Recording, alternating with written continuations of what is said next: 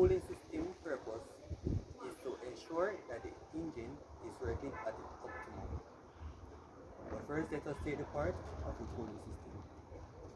Firstly, we have the radiator.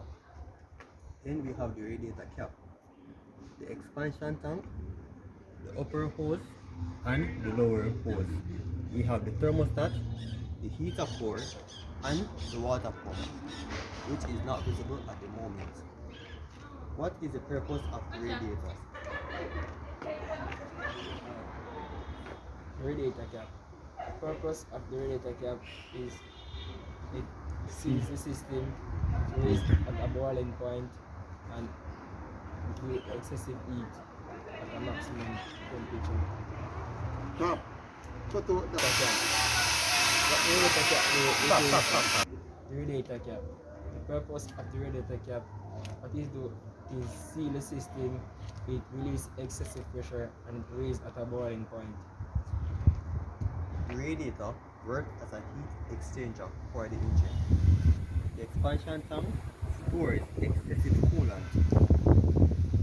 The upper hose transfers cold coolant from the engine to the radiator, while the bottom hose transfers cool coolant from the radiator to the engine. The thermostat purpose is to allow the flow of the coolant by temperature. The water pump forces the coolant through the entire system, and the heater core is a radiator-like device that is used to transfer heat into the passenger compartment.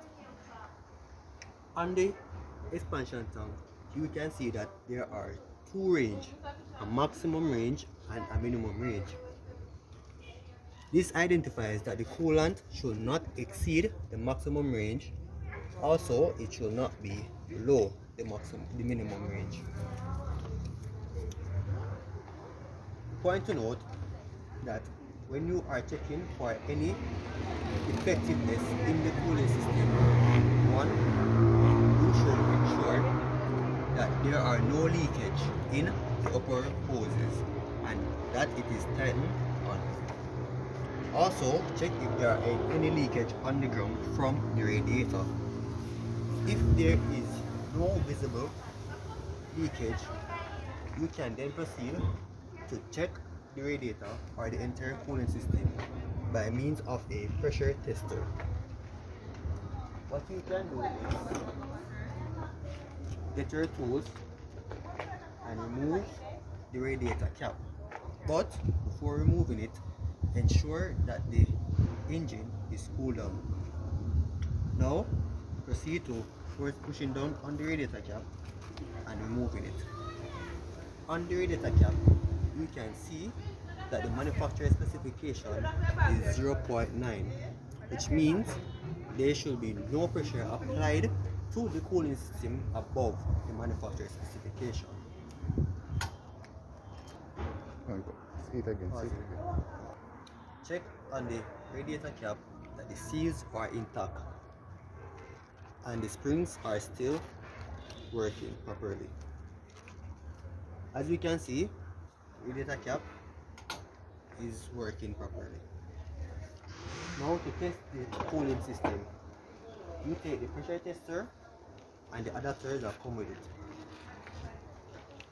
Place the adapter over the system, turn it clockwise until you feel locked. Ensure that it is tightened in place by lifting it upwards. As you can see, it is tightened.